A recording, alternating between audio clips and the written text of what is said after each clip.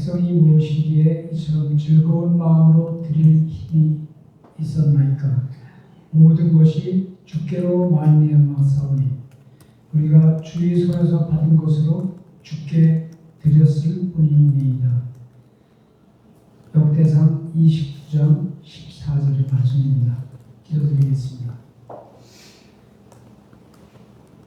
사랑으로 저희들을 지켜주시는 하나님 아버지, 저희들이 하나님께 찬양과 예배를 드릴 수 있도록 성전에 모두 나오게 해주셔서 감사합니다. 아멘.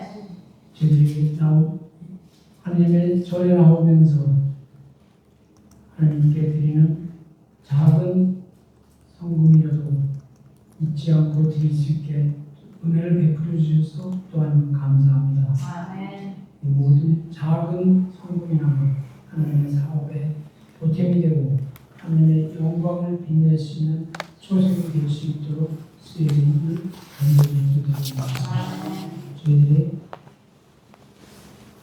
어리석고 또 유혹에 약한 저희들을 잡아주시어 마음의 문을 열어 오늘 하나님께서 베풀어 주시는 사랑의 말씀을 목사님을 통해서 듣고 더욱 우리가 선하게 되며 겸손하게 되어 거룩하신 하나님의 동행에 참여할 수 있도록 인도해 주시옵기를 예수 그리스도 이름으로 기도드립니다. 아멘.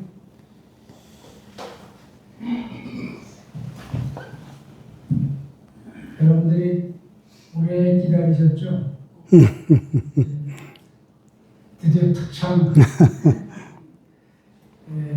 어제 저녁에는 못하시나 했는데 다시 기억을 차리시고 또 숨 넘어가는 순간을 잘 넘겨서 여러분들에게 하나님의 진정한 찬양의 노래를 함께 들으시면 은혜 받으시기 바랍니다.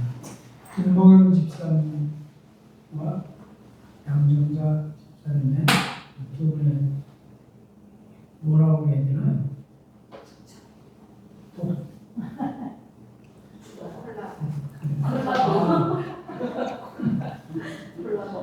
콜라보 콜라보레이션 해주시겠습니다.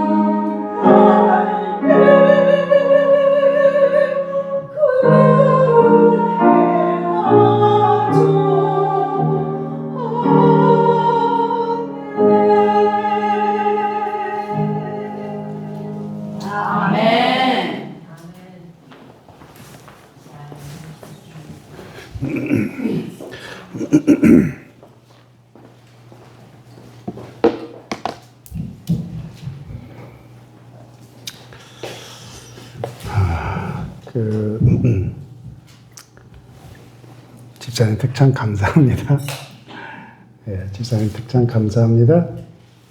집사님 특찬 감사합니다. 제가 하도 잘 잊어버려서 오늘은 잊어버리면 안 된다 생각했는데 특찬이 있는 게 참 좋은 것 같아요. 예, 좋은 것 같아요. 특별히 그 가사 주 은혜가 족하네. 예, 너무 감사합니다. 정말 가사를 들으면서 동의하는 마음이 기뻤습니다. 잠깐 기도하고 시작하겠습니다. 아버지 하나님, 저희들 주님의 은혜가 족함에도 불구하고 한 주 동안 이 세상과 씨름하다가 이 시간 주님께 나온 자들도 있고 또 주님의 은혜가 족함을 경험하면서도 주님께 감사하는 마음을 잊어버린 자들도 있습니다. 아버지 하나님, 저희들이 이 시간 저희 마음을 주님께 모아주시고 주님과 같이 대화할 수 있는 시간을 허락해 주시고 주님과 같이 관계를 다시 재형성하는 그러한 시간이 되게 도와주기를 간절히 기도드립니다. 아버지의 사랑과 은혜를 감사드리며 이 시간 저희들을 인도해 주실 것을 특별히 제가 힘들고 어려운 것을 주님께서 다 아십니다. 주님 같이 해주시기를 예수님 이름으로 기도합니다. 제가 저희 어머니하고 이제 살아보니까 저희 집사람은 이제 오래전부터 그런 생각이 있었고 저희 어머니하고 살아보니까 저랑 똑같이 삶을 접근하는 사람은 없더라고요. 그죠? 제가 그런 걸 이제 형제 사이에도 그런 걸 느꼈는데 제가 저희 누이들을 보면서 그런 생각을 합니다. 같은 배에서 나오고 과정 공부 시간에 저쪽 반에서는 뭐 유전 검사 그런 걸 이야기를 하더라고요. 근데 같은 배에서 나오고 같은 집에서 자고 심지어 한때는 같은 방에서도 자고 같은 음식을 먹고 같은 말을 듣고 같은 훈계를 받았는데 어떻게 그렇게 다를 수 있을까 생각이 듭니다. 근데 그게 현실이죠. 우리 모두에게 방식이 있습니다. 사는 방법이 있고 예를 들어서 돈을 절약하는 방법이 있는데 어느 한국 할머니가 계셨는데 미국에서 알아주는 좋은 동네 몬트레이 사셨어요. 그 중에서도 더 알아주는 페블비치에 사셨어요. 17마일 드라이브에 사셨어요. 거기는 일반 사람이 들어가지도 못해요. 돈을 지불하고 들어가야 되는 그런 동네인데 근데 그분이 6.25 때 정말 어려웠던 시절을 살아오셨던 분입니다. 그래서 좋은 동네에 사셔도 넉넉하게 사셔도 그때 경험한 삶의 방식을 쉽게 포기하지 못하는 그런 모습을 봤습니다. 절약하는 방식, 버티는 방식, 위험을 피하는 방식, 삶을 통제하는 방식, 우리 모두가 사는 방식을 스스로 개발하며 살아가고 있습니다. 그리고 그 방식이 우리가 같이 살아보면 느끼는 게 뭐냐면 우리 자신에게는 거의 진리처럼 되기 때문에, 그죠? 생활 방식도 그렇잖아요. 우리에게는 근데 뭐가 또 조합이 돼요? 신앙생활하는 방식도 있어요. 기도하는 방식, 예배하는 방식, 성경을 읽는 방식, 자녀에게 신앙을 가르치는 방식, 신실하게 살려고 애쓰는 방식, 믿음이 잘하고 있는지 확인하는 방식. 이런 방식들이 나쁜 것은 아닙니다. 오히려 많은 경우에 필요하다고 생각합니다. 문제는 우리에게 방식이 있다는 게 아니라 문제는 때로는 하나님보다 내가 믿어온 방식, 내가 순종해온 방식, 내가 신실하게 살아온 방식에서 안심하려 하나 그런 생각이 든다는 말이에요. 성경에 그런 예가 있죠. 전통과 유전을 그리고 역사를 주장하는 사람들이 있었습니다. 요한복음 4장 12절에 우리 조상 야곱이 이 우물을 우리에게 주었고 또 여기서 자기와 자기 아들들과 짐승이 다 먹었으니 당신이 야곱보다 더 크나이까. 마태복음 15장에는 그때 바리새인들과 서기관들이 예루살렘으로부터 예수께 나와 가로되 당신의 제자들이 어찌하여 장로들의 유전을 범하나이까. 떡 먹을 때 손을 씻지 아니하나이다. 예수님께서 대답하여 가라사대 너희는 어찌하여 너희의 유전으로 사람의 계명을 범하느냐. 사마리아 여인, 우리 조상 야곱이 자기 유전, 역사, 전통을 꺼내면서 질문을 하면서 당신이 야곱보다 더 크니까. 근데 바리새인들과 서기관들을 보면 그들이 그렇게 싫어하고 증오하는, 그래 가증하게 보았던 사마리아 여인과 같은 주장을 하고 있다는 걸 우리가 발견할 수 있어요. 즉 인간의 전통, 인간의 생각, 사상을 세우는 것입니다. 예수님의 질문은, 여기서 바리새인과 서기관들에게 던지시는 질문은 우리 마음을 살펴보게 하는 질문입니다. 너희 유전으로 하나님의 계명을 범하느뇨. 즉 자기들이 생각했을 때 본인들이 옳다 생각을 하며 그런 신앙을 하고 있다는 것입니다. 그런 신앙, 그런 믿음은 하나님께 나아가는 길이 아니라 나의 신실함을 확인하는 근거가 되는 것이 아닌가 싶습니다. 저는 이것이 나의 믿음을 표하는 행실이 나의 신실함을 확인하는 근거가 되는 것, 바로 그런 생각이 신실하게 살려고 하는 기독교인 삶에서 어쩌면 가장 치명적인 약점 중 하나일까 생각이 들어요. 예를 들어 말씀드리면 제가 이야기를 목요일에 들었는데 밤에 이제 강아지를 저녁에 이제 식사한 다음에 강아지를 데리고 이제 먹을 가면 이웃들을 만나요. 왜냐하면 다 그 시원한 때 나오기 때문에 여러 사람들 만나는데 그 이웃 중 한 사람이 제가 어느 정도 친하게 돼서 이제 그 사람이 기독교인 걸 알면서 우리 교회에 나오라 그랬어요. 우리 교회에 나오라 그러니까 그분이 저한테 이런 말을 했어요. 우리 동네에 불타기 전에 성경 공부하는 모임이 있었는데 그중 반쯤이 재림교인이었대요.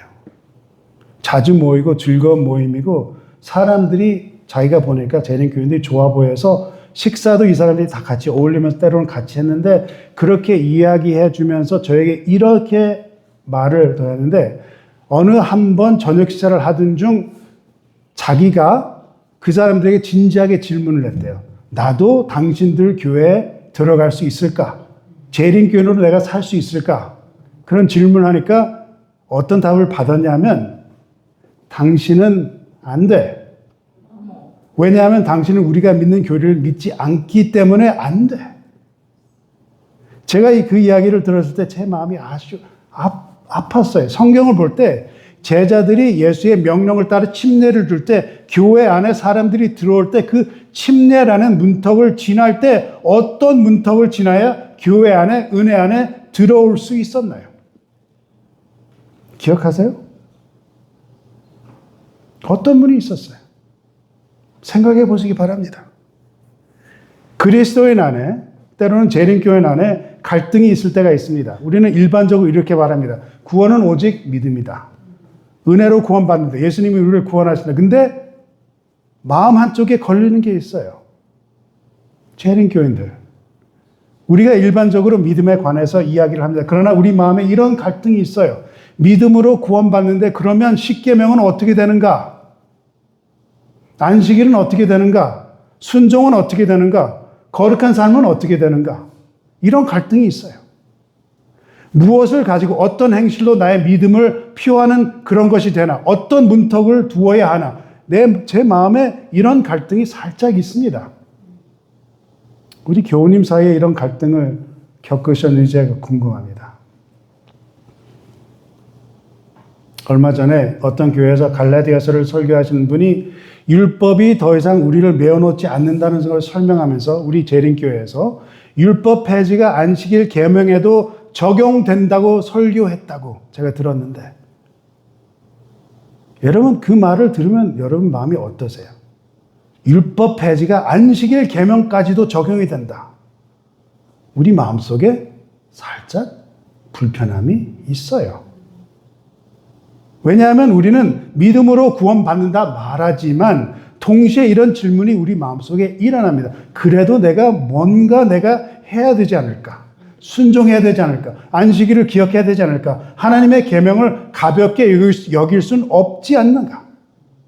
믿음은 삶으로 나타나야 하지 않는가? 그리고 믿음의 대표적인 히브리서 11장을 보면 믿음이 어때요? 움직이고 순종하고 견디고 하나님께 나아가는 거예요. 이런 믿음의 움직임을 볼 때 우리는 어느 순간 그런 움직임을 붙들기 시작해요. 우리 마음속에. 때로는 그런 것이 안위가 됩니다. 오늘 힘들었을 때 그래도 내가 오늘은 순종했다. 지켰다. 견뎠다. 교리를 붙들었다. 신실하게 살았다. 믿음을 보였다 하며 우리 마음속에 안위를 받을 때가 있습니다. 이 믿음과 순종 사이의 갈등은 결국 이 질문으로 묶어지지 않나 생각이 듭니다. 믿음으로 구원받는다면 우리의 순종의 의미는 무엇인가? 믿음으로 하나님께 나아간다면 우리가 지켜온 신실함은 어떤 자리에 있어야 하는가?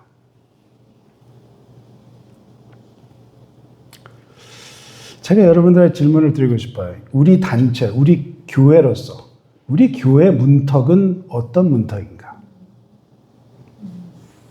히브리서 11장을 보면 제사를 드리고 방주를 짓고 길을 떠나고 애굽 세상 부귀와 존귀를 거절하고 고난을 견딥니다. 엄청난 믿음이죠?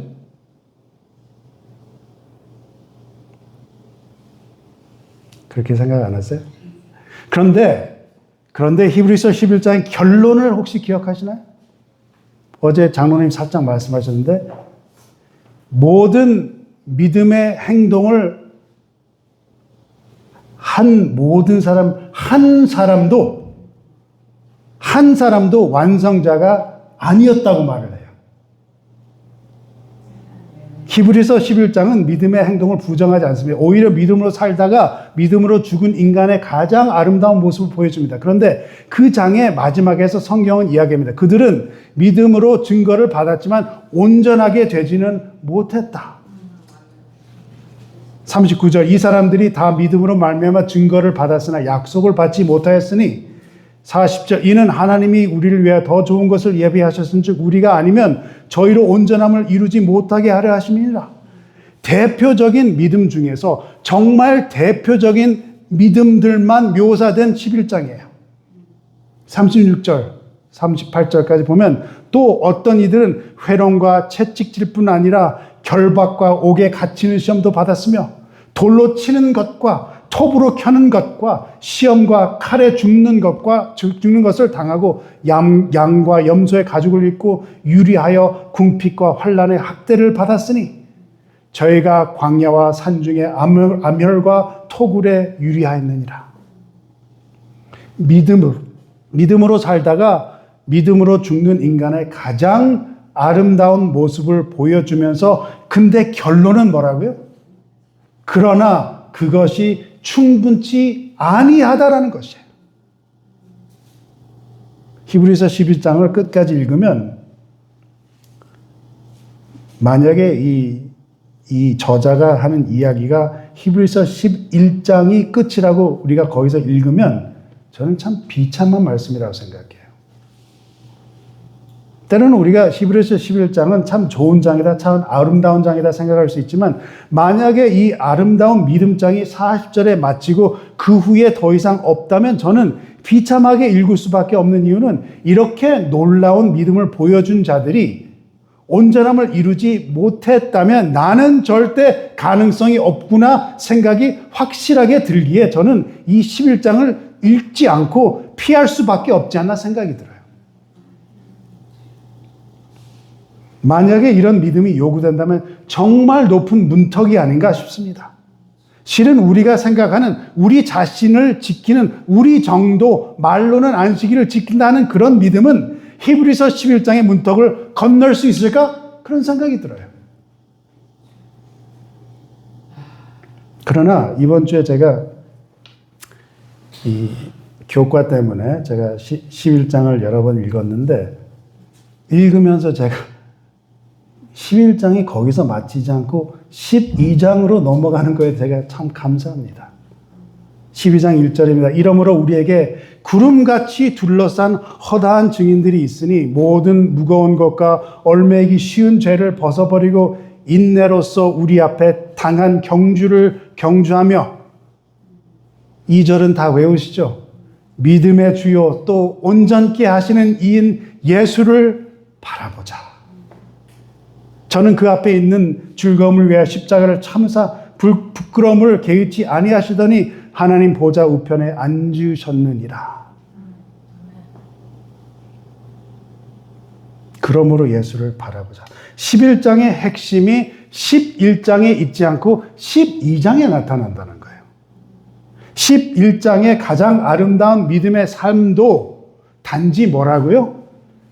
증언뿐일지 완성이 아니었다면 우리는 절대 가능성이 없다는 생각이 들지만 우리 정도의 신실함으로 도저히 그런 사람들을 따라갈 수 없는데 그러면 우리는 희망이 없는가 하는 생각이 들지만 그게 아니라 히브리서 11장 믿음장은 인간의 믿음의 승리를 보여주려 우리에게 주신 게 아니라 우리 모두가 인정하는 믿음이라 할지라도 위대한 업적을 이룬 믿음이라 할지라도 정말 우리가 볼 때 공로를 세운 믿음이라 할지라도 그들은 온전함을 이루지 못한 것이며 그들은 영웅들이 아니라 단지 증인들이 된다라고 우리에게 말씀해주고 있는 것이에요.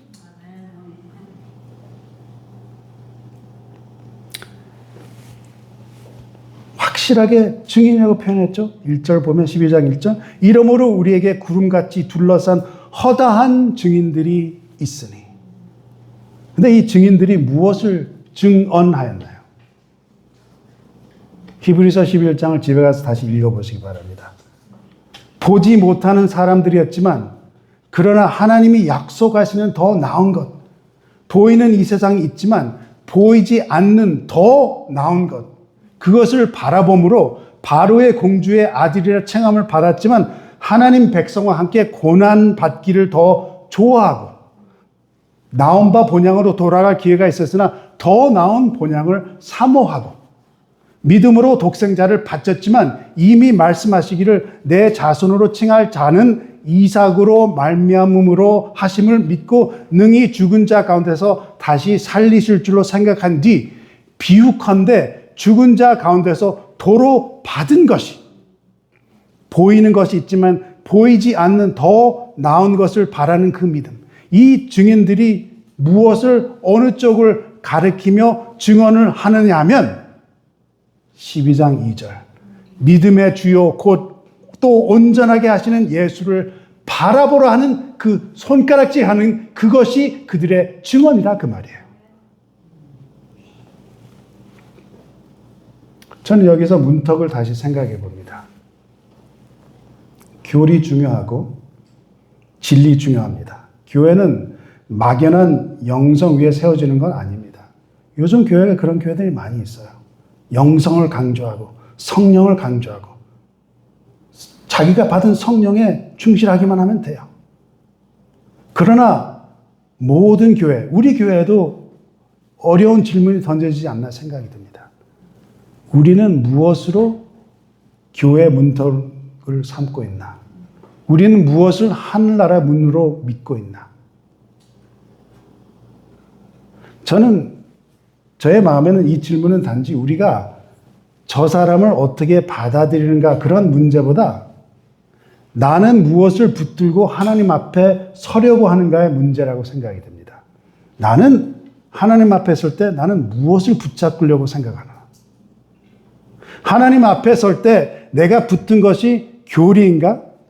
내가 지켜온 방식인가? 내가 살아온 신실함인가? 내가 치른 믿음의 대가인가? 교리는 중요합니다. 순종도 중요합니다. 신실한 삶도 중요합니다.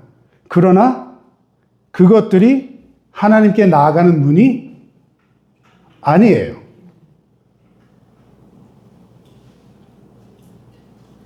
히브리서를 읽으시면 정리해서 읽지 않으면 잘 읽지 않으면 잘 이해가 되지 않기 때문에 많은 분들이 그냥 읽고 지나가는 경우가 있습니다. 근데 히브리서가 우리에게 묻는 질문이 바로 이것입니다.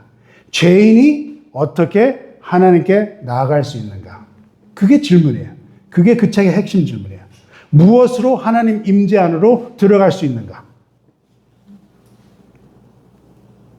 마가복음 9장에서 요한이 선생님, 우리를 따르지 않는 어떤 자가 주의 이름으로 귀신을 내쫓는 것을 보고 우리를 따르지 아니함으로 금하였나이다라고 보고를 하니까 예수님께서 뭐라고 말씀하세요?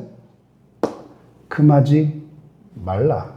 우리를 반대하지 않는 자는 우리를 위하는 자니라.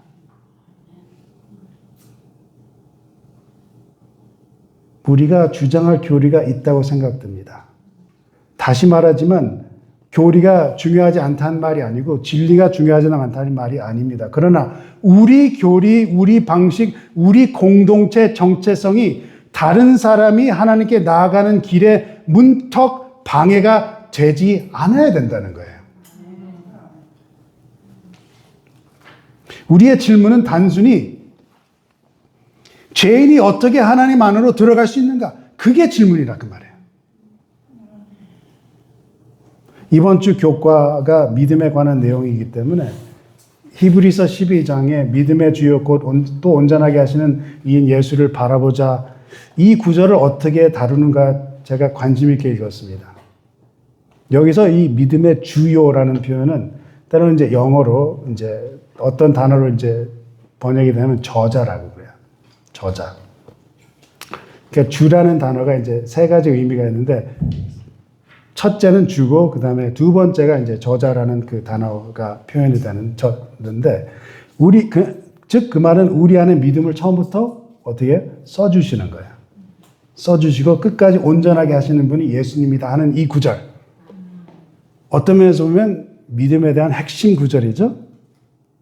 그래서 제가 교과책에서 어떻게 다루나 보았는데 어디에 나오냐면 화요일 묵상 부분에서 다음 성경 구절들을 읽어보라 하면서 몇 성경 중에 하나로 그냥 언급하는 거기서 넘어갑니다.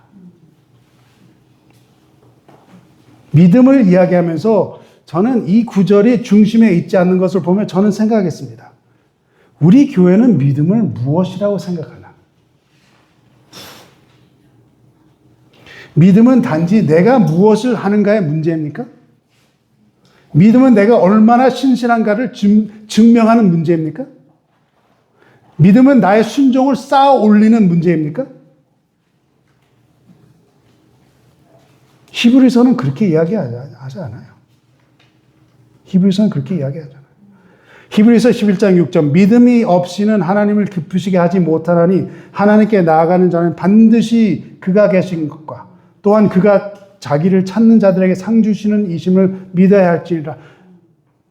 근데 여기서 제가 보기에 가장 중요한 표현이 뭐냐면 제가 보기에 여러분도 다를 수 있으면 하나님께 나아가는 자라는 거예요. 믿음은 하나님께 나아가잖아요. 왜? 나아가면 모든 걸 다 주신다 그 말이에요. 믿음은 나 자신을 증명하려고 이렇게 파고드는 게 아니라 믿음은 하나님이 계신 것을 믿고 하나님께 나아가는 것이라는 거예요. 왜냐하면 하나님은 자기를 찾는 자들에게 상 주신 거는 우리가 분명히 알고 있잖아요. 그게 문턱이라는 겁니다.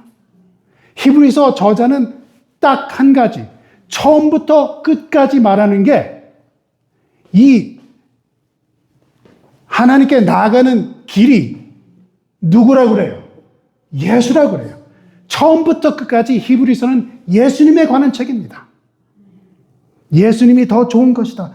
왜 하나님께 나아가는 것이 중요합니까? 성경이 말하는 인간의 가장 깊은 상처는 단지 도덕적 부족함이 아니기 때문에, 인간의 가장 깊은 상처는 하나님과 멀어진 분리된 상태이기 때문에 창세기 3장에서 아담과 하와는 죄를 지은 후 하나님께 나아가지 않고 숨었어요. 그리고 창세기 3장 24절은 이같이 하나님이 그 사람을 쫓아내시고, 그래서 보면 죄의 상처는 하나님과 분리, 우리는 숨고 하나님 내어 쫓으시고, 그래서 성경의 총 질문은 단지 어떻게 더 나은 사람이 될 것인가, 그게 아니라 죄인이 어떻게 하나님께 다시 나아갈 수 있는가, 그게 질문이에요. 그리고 히브리서는 그 질문을 답하는 책이에요. 그것만 초점을 두는 책입니다. 성막과 제사장과 제사와 피와 휘장은 모두 말합니다. 거룩하신 하나님께 아무렇게나 나갈 수 없다. 길이 열려야 된다. 피가 있어야 된다. 중보자가 필요하다. 그리고 히브리서 10장 19절은 복음을 선포합니다. 그러므로 형제들아, 우리가 예수의 피를 힘입어 성소에 들어갈 담력을 얻었나니. 우리가 무엇 때문에 들어갈 수 있나요? 예수의 피 때문에 들어갑니다. 우리의 방식이 아니라, 우리의 기록, 우리 업적, 우리 공로, 우리 집단 정체성이 아니라, 우리의 믿음의 강함도 아니라, 우리가 성소에 들어갈 수 있는 가장 유일한 길은 예수 그리스도의 피로 말미암아 들어간다는 거예요. 히브리서 11장을 보면 제가 한 가지 궁금한 점이 있어요. 여러분 혹시 궁금한 점이 있으십니까? 이 이름을 쭉 읽어보시면서 저하고 같이 생각하는 분들이 혹시 계시나? 제가 여쭤보죠. 삼손이요? 이제 저하고 같이 생각하시는 것 같은데 빠진 이름들이 저는 눈에 보여요. 여러 이름들이 빠졌어요. 엘리야도 빠졌습니다. 엘리사도 빠지고. 궁금하지 않으세요? 근데 저는 누구도 부인할 수 없는 다니엘도 빠졌어요. 성경을 보면 다니엘만큼 기록상 흠이 거의 언급 안 되는 사람이 드뭅니다. 다니엘은 바벨론, 페르시아 믿음으로 살았어요. 죽음이 문전에 왔을 때도 어떻게 했어요? 창문을 열고 하나님께 기도했습니다. 히브리서 11장에서 사자들의 입을 막기도 하며 라는 표현이 나옵니다. 아마도 다니엘 이야기를 포함하는 그런 이야기였죠. 그런데 다니엘 이름이 언급되지 않았어요. 왜일까요? 저는 그게 그의 믿음이 작았기 때문에 생각하지 않고, 저는 다니엘의 믿음은 너무나 아름답다고 생각해요. 정말. 다니엘 행동은 믿음이 무엇인가 우리에게 보여준다고 생각해요. 성경에서 아무 흠이 언급되지 않은 다니엘. 제가 이 다니엘이 언급되지 않아서 다니엘의 믿음을 작게 만들려고 하는 게 아니라, 저는 오히려 반대로 생각해요. 다니엘의 믿음은 너무 아름답습니다. 그런데 바로 그렇기 때문에 제가 생각할 때 히브리서 11장의 요점이 더 분명해진다고 생각해요. 이런 자들은 11장에 믿음 없는 인간의 실패를 보여주는 장이 아니라 믿음으로 산 인간의 가장 아름다운 모습을 보여주는 장임에도 불구하고, 그 장의 마지막은 성경은 뭐라 그래요? 이 사람들이 다 믿음으로 말미암아 증거를 받았으나 약속을 받지 못하였으므로 그들이 온전하지 못했다는 거예요. 그들은 믿음으로 증거를 받았습니다. 하나님께 인정을 받았습니다. 그러나 완성되지 않았다. 히브리서 11장의 가장 아름다운 믿음의 삶도 증언일 뿐이지 완성이 아니었다면 우리가 우리의 신실함으로 완성될 수 있을까요? 히브리서는 어떻게 타락한 인간이 다시 하나님 앞에 나갈 수 있는가를 다루며 여러 가지를 대조합니다. 예를 들어서 땅의 성소와 하늘 성소, 나쁘게 비교하진 않아요. 땅의 성소가 나쁜 거 아닙니다. 제사장 제도가 나쁜 것이 아닙니다. 제사가 나쁜 것이 아닙니다. 여호수아가 준 안식이 나쁜 것이 아니었습니다. 그것들이 하나님이 주신 것입니다. 그러나 마지막이 아니었다는 거예요. 땅의 성소는 하늘 성소를 가리켰고 제사장은 영원한 대제사장을 가리켰고 반복되는 제사는 단번에 드려질 완전한 제사를 가리켰고 가나안 안식은 하나님의 백성이 남아있는 참 안식을 가리켰는데 그 모든 것이 히브리서 11장 믿음도 그 믿음의 사람들이 나쁜 예가 아니지만 그 모든 것이 무엇을 가리키냐면 예수 그리스도를 가리킨다 그 말이에요.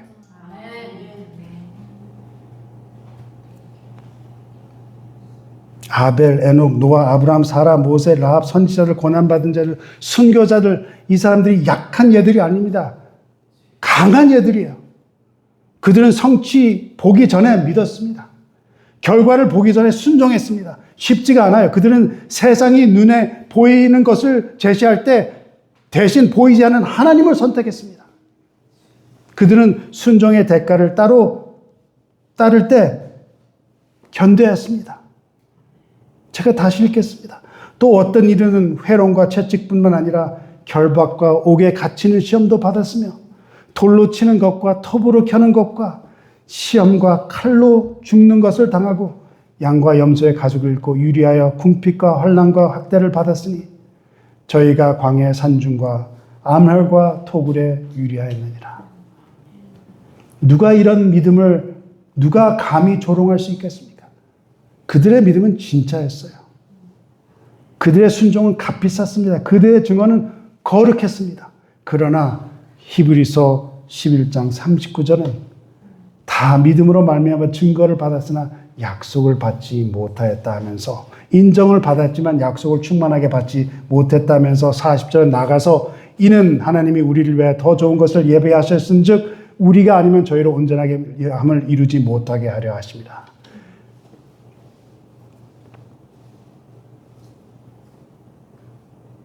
아벨의 제사가 그를 완성하지 못했다면 우리의 예배 방식도 우리를 완성할 수 없습니다.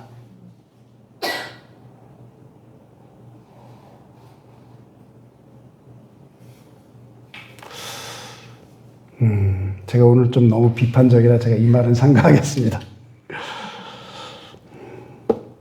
아브라함의 순종, 아들을 바치려 했던 순종이 그를 완성하게 못했다면 우리의 순종도 우리를 완성할 수 없습니다. 모세가 바로 앞에 나가는 용기가 그를 완성하게 못했다면 우리의 용기도 우리를 완성할 수 없습니다. 순교자의 인내가 그들을 완성하지 못했다면 그들은 목숨까지 내바쳤는데 우리가 아무리 진지하다 해도 우리의 완성을 이룰 수 없습니다. 그들의 신실함조차도 그들을 완성할 수 없었다면 우리의 방식도 우리를 완성할 수 없는 것이에요. 히브리서 11장의 증인들을 이런 눈으로 보면 그들은 우리가 따라해야 할 인물들인데 아벨은 예를 들어서 더 나은 제사가 필요하다고 말했고 노아는 심판으로부터 피난처가 필요하다고 말했고 아브라함은 더 나은 본향이 필요하다고 말했고 모세는 애굽보다 더 큰 보물이 필요하다고 말했고 라합은 심판 가운데 궁일이 필요하다고 말했고 순교자는 더 좋은 부활이 필요하다고 말했고 다니엘은 사자의 입을 막으시는 하나님을 증하고 이 모든 사람들 그런 모든 믿음 행위는 가리키는 게 이런 모든 증인이 한 것은 그런 행위로 믿음의 공로 업적을 세우는 게 아니라 그들의 믿음은 단 하나 예수님을 바라보는 것이다 그 말이에요.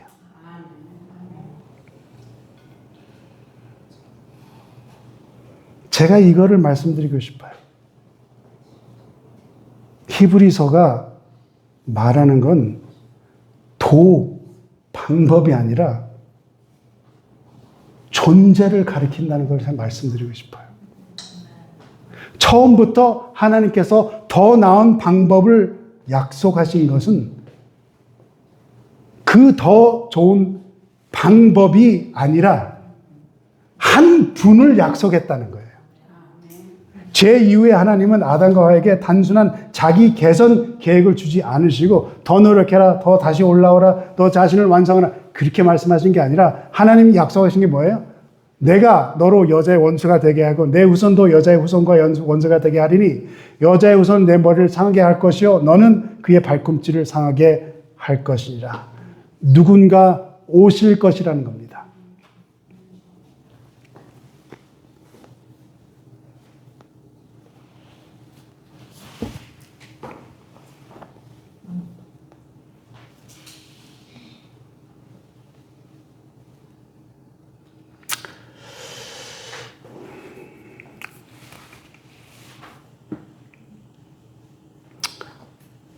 아브라함이 어떻게 떠날 수 있는 믿음이 있었을까요?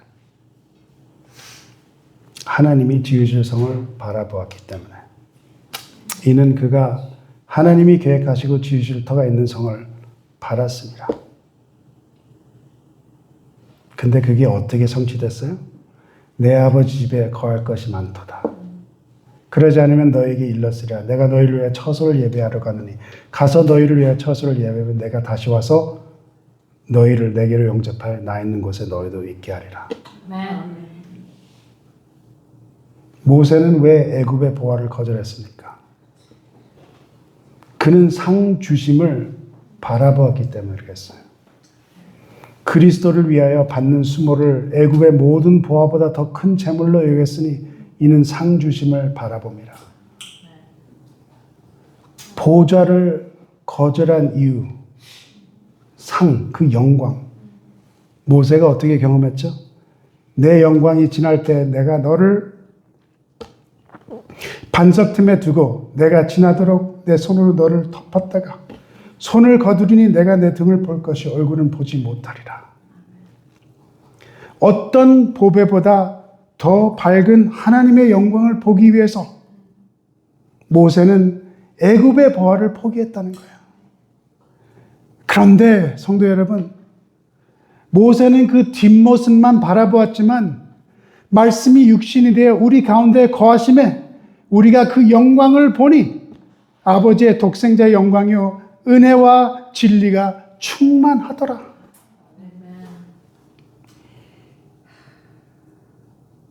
우리는 모세가 애굽의 보화를 하나님의 영광 때문에 포기한 것보다 그 영광을 직접 더 목격하는 더 좋은 것을 경험한다 그 말이에요. 고난받은 자들은 왜 죽음 앞에서 물러서지 않았습니까? 더 좋은 부활을 얻고자 하여. 근데 누가 그거를 성취하셨어요? 그리스도가 부활의 첫 열매시기 때문에. 그래서 이 사람들은 더 좋은 것을 멀리서 보았습니다.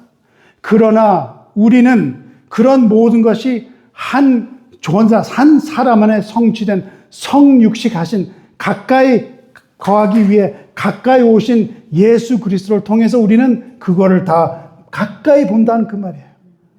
그들은 약속을 바라보며 살았고 그 약속이신 한 사람을 바라보았고 우리는 그 약속의 성취이신 그 한 분 예수님을 바라보며 산다는 것입니다. 그래서 히브리서 10장 1절은 다시 말하기를 이러므로 우리에게 구름같이 둘러싼 허다한 증인들이 있으니 증인들이 우리를 둘러싸고 있습니다. 그러나 12장 2절은 뭐라고 말해요?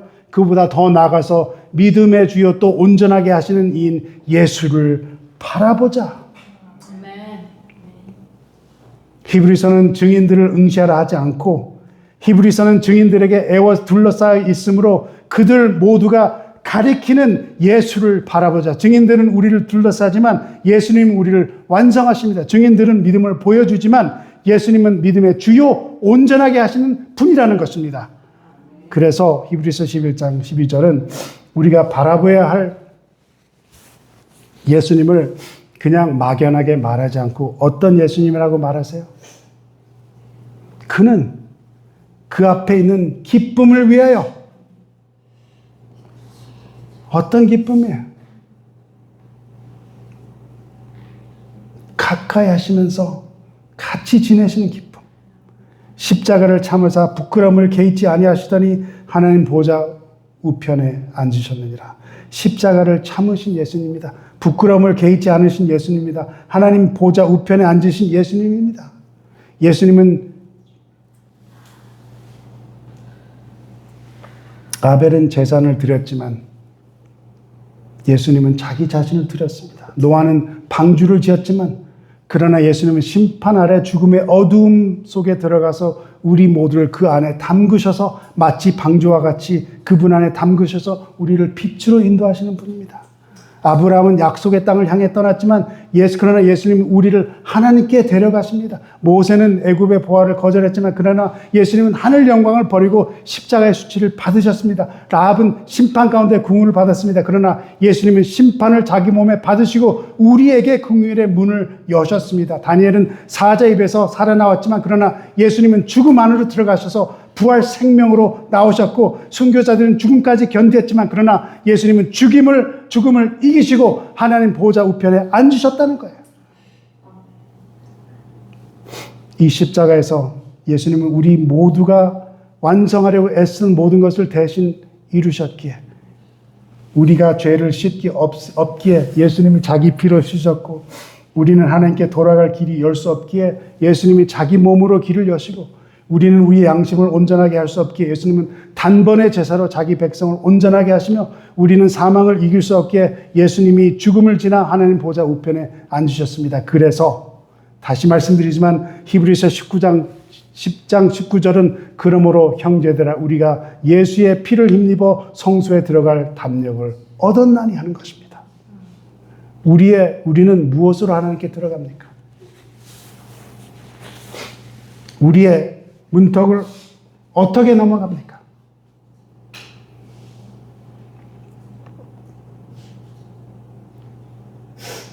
예수님의 피로 들어가요. 아벨의 제사로가 아니라 노아의 순종으로 아니라 아브라함의 떠남으로 들어가는 게 아니라 모세의 거절로 들어가는 게 아니라 다니엘의 기도로 들어가는 게 아니라 라합의 담대함으로 들어가는 게 아니라 순교자의 인내로 들어가는 게 아니라 나의 진지함으로 들어가는 게 아니라 나의 믿음의 강함으로 들어가는 게 아니고 내가 순종해서가 아니라 나의 공로가 아니라 나의 업적이 아니라 예수 그리스도의 피로만 들어간다는 것입니다. 내 믿음이 피를 흘린 것이 아니라 예수님이 피를 흘리셨고 순종이 휘장을 찢은 것이 아니라 예수님이 길을 여셨고 인내가 우리 죄를 담당한 게 아니라 예수님이 우리 죄를 담당하셨고 우리의 신실함이 하나님 보좌 우편에 앉는 것이 아니라 예수님께서 하나님 보좌의 우편에 앉으셔서 우리를 그 자리에 초청해 주신다는 것입니다.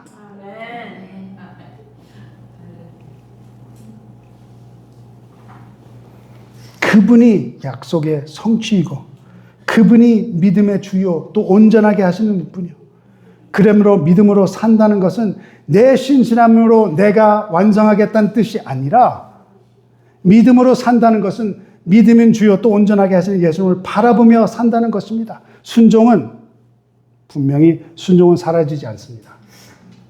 그러나 순종은 우리 중심의 자리에 있는 게 아니라 인내도 사라지지 않지만 그러나 인내가 우리의 의가 되지 않고 거룩함도 사라지지 않지만 그러나 나의 거룩함이 내가 하나님께 받아들이는 근거가 되지 않고 믿음의 행동은 사라지지 않지만 그러나 믿음의 행동은 예수님을 대신할 수 없다는 것입니다. 그러므로 신앙생활에서 물어야 할 질문이 바뀌는 것입니다. 단지 내가 무엇을 하는가, 무엇을 했는가가 아니라 내가 하는 것이 나를 예수님께 데려가고 있는가? 단지 내가 얼마나 견뎠는가가 아니라 내 인내가 나를 예수님께 더 의존하게 하는가? 단지 내가 얼마나 순종하나가 아니라 내 순종이 나를 자랑하게 하는가? 아니면 예수를 바라보게 하는가? 단지 내 믿음이 얼마나 강한가가 아니라 내 믿음이 예수님께 가고 있는가? 믿음은 나를 바라보라고 주신 게 아니라 믿음은 예수님을 바라보라고 주신 것이다 그 말이에요. 즉 우리의 문턱은 제가 다시 말씀드리지만 오직 예수 그리스도 밖에 없다는 것입니다. 사랑하는 성도 여러분, 히브리서 11장은 믿음의 영웅전으로만 읽지 마시고 히브리서 11장은 성경 말씀 그대로 증인들의 구름입니다. 그들은 믿음으로 살았습니다. 더 좋은 곳을 멀리서 보았습니다. 그들은 우리를 부끄럽게도 하고 어떠려는 우리를 격려하기도 합니다. 그러나 그들은 말합니다. 우리에게 멈추지 말고 우리의 행동만 바라보지 말고 우리가 바라본 분을 보라. 예수님을 바라보라. 믿음으로 산 인간들의 가장 아름다운 모습도 그들을 완성시킬 수 없다면 우리는 감히 우리의 신실함으로 완성되려 할 수 있을까요? 예수를 바라보시고 십자가를 참으신 예수님 바라보시고 부끄러움을 개의치 않으신 예수님을 바라보시고 하나님 보좌 우편에 앉으신 예수님을 바라보시고 우리는 예수의 피로 하나님께 나갑니다. 우리는 방식으로가 아니라 우리의 순종으로가 아니라 우리의 믿음의 강함도 아니고 오직 예수 그리스도의 피 그분이 믿음의 주요 또 온전하게 계신 분을 꼭 기억하시기 바랍니다. 아멘.